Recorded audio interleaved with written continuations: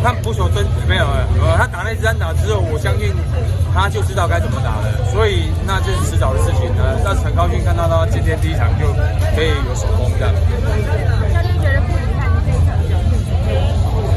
没有，当然这是我们第一个投手投超过5局嘛。那我们也大概说他的实力其实大概至少就是这个样子啊。那就觉得今天的比赛就感觉是蛮顺利啊，因为他有达到他应该做的事情。等于是我们龙队哈，21年来哈第一次我们主场的开幕了哈。那今天我们山董，我们创办人非常关心大家哈。我们请山董，大家鼓掌一下，请山董啊，给我们来训练。领队还有一总教练，还有我们所有的伙伴，大家晚安。等了21年了哦，魏全龙回来了，那也是我们天母球场第一个有职业棒球进驻了哦，也是我们魏全龙主场的第一场，这个是我想很多的第一。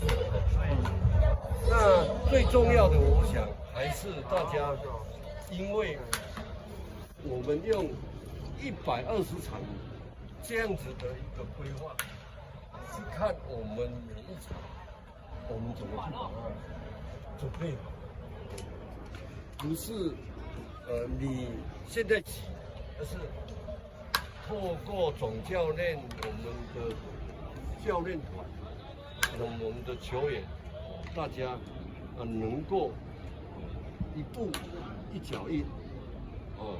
让来朝着我们坐视望山的那个目标来前进哦。那当然，这个中间大家都很大的压力，也很大的一个挑战，但是我们有心有愿就有力，尤其我们一直在跟大家祈祷的，